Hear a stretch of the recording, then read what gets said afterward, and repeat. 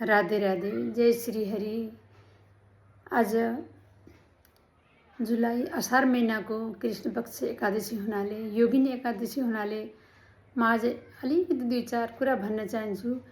यो ब्रह्मा वरुण रुद्र इन्द्र मरुस्वन्ति दिव्यैस्तवे वेदै साङ्गपद कर्ममो उपनिषदो गायन्ति सामगा ध्यानावस्थित गतेन मनसा पश्यन्ति योगिनो यस्यन्तिं बिन्दुसुरागणं देवाय तस्मै नमः भन्नको ब्रह्मा सृष्टि गर्ने देवता, वरुण जलका देवता, इन्द्र प्रजा पालन गर्ने देवता, राजा रुद्र संहारको देवता, मरुत प्राणका देवता, यिनीहरू आफ्ना दिव्य स्तुतिले जसलाई स्तुति गर्छन्, जसको आज्ञा बमोजिमको कामरूपी निरन्तर स्तोत्र पाठले जसका अलौकिक शक्तिको तारिफ त्यही कामबाट मन्त्रबाट गरिरहेका छन्।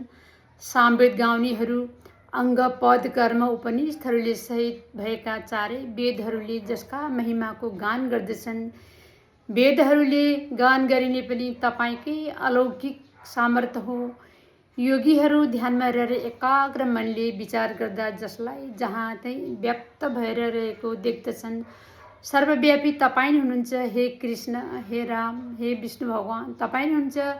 देवगण वा दैत्यगण कसैले पनि जसको अन्त्य पाउन सकेनन् अथवा देवदानवहरूको जसको अनन्त स्मरणमा भन्ने कुरा कहिले थाहा पाएनन्, त्यस्ता अव्यक्त हुनुहुन्छ। त्यस्ता अविनाशी देव परमात्मालाई मेरो सत नमस्कार छ। आजको दिन जसले अलिकति एक लाइन भए पनि गीता पाठ गर्छ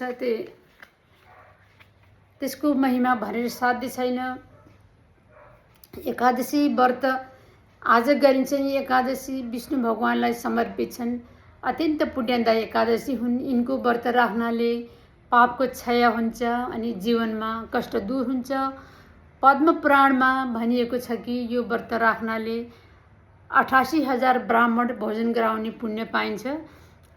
जुन मनुष्य यो व्रत नियमपूर्वक राख्दछ, भगवान विष्णुजीको पूजा गर्दछ, गरेर ओम नमो भगवते वासुदेवाय नमः, ओम नमो भगवते वासुदेवाय नमः कमसेकम 108 बार जप्दछ।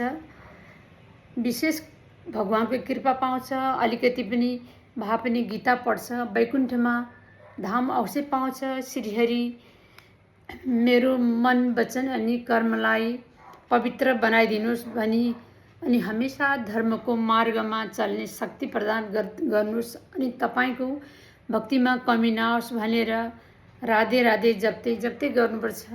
श्री ओम नमो भगवते वासुदेवायको मन्त्र 108 बार जप्नुपर्छ। यति गरेपछि हामीलाई अश्वमेव यज्ञ गरेको हुन्छ। योगिनी एकादशीको बहुतै शक्तिशाली हुन्छ।